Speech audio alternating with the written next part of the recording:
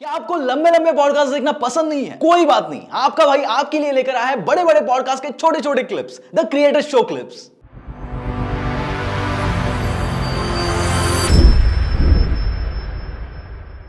Apart from that थोड़ा और personal life में आते हैं।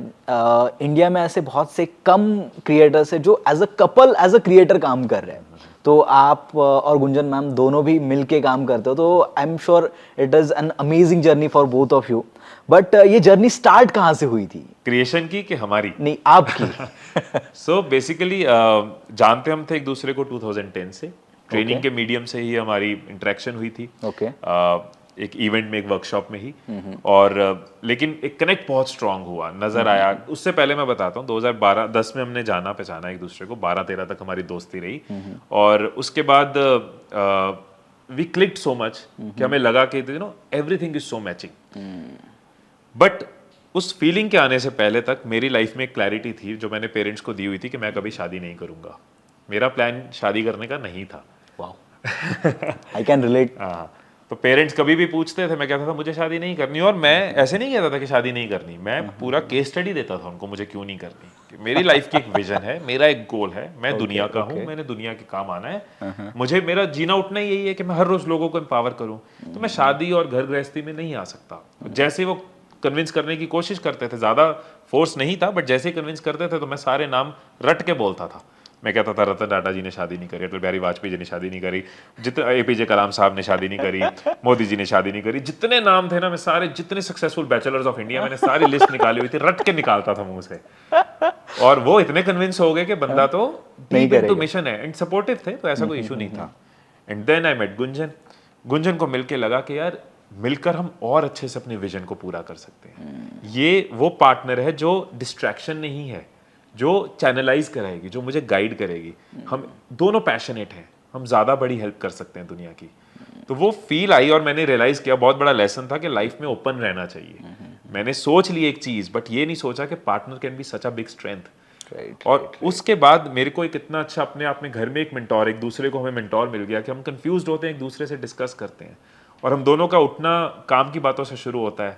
हम उठते हैं, हमारी डिस्कशंस यही होती हैं। हम डाइनिंग टेबल पे बैठे हैं, हमारी डिस्कशन ये, हम रात को वॉक करने जाते हैं, तो हर वक्त हम यही डिस्कस कर रहे हैं, क्या कर सकते हैं, कैसे हेल्प कर सकते हैं, क्या बना सकते हैं, लोगों को क्या चाहिए, हमारे पास क्या है देने को। And it has become more beautiful. तो I am loving this journey कि वो such a strength she is. अब जो भी रिजल्ट्स हैं लाइफ में, आई वुड से कि शायद ये इतने अचीव नहीं होते अगर एक राइट पार्टनर ना होता तो। राइट।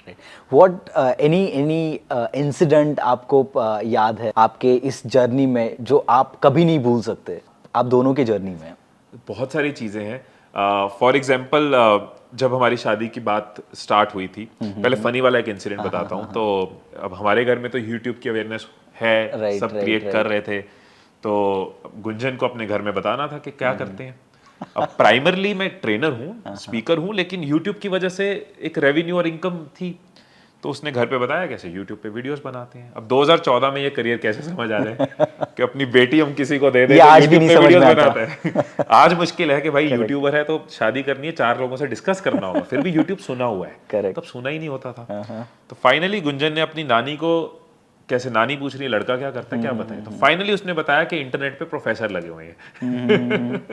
तो वहां से उनको कुछ क्लैरिटी हुई, कुछ पढ़ाता होगा, इंटरनेट पे यूज करता होगा, यूट्यूब तो उनको पता ही नहीं।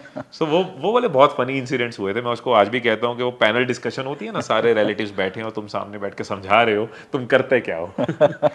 तो वो एक काफी फनी इंसिडेंट था। मतलब इसके इंटरनेट पे प्रोफेसर है वो, आपका एक क्या बोलते हैं, पोजीशनिंग कर दी पोजीशनिंग आपकी। कर दी। तब जाके हुआ कि नानी दादी को भी समझ आया कि कुछ Okay, कमा लेता okay, होगा, okay. प्रोफेसर जैसी चीज है तो कुछ कमा लेता होगा। राइट। तो वो इंटरेस्टिंग था।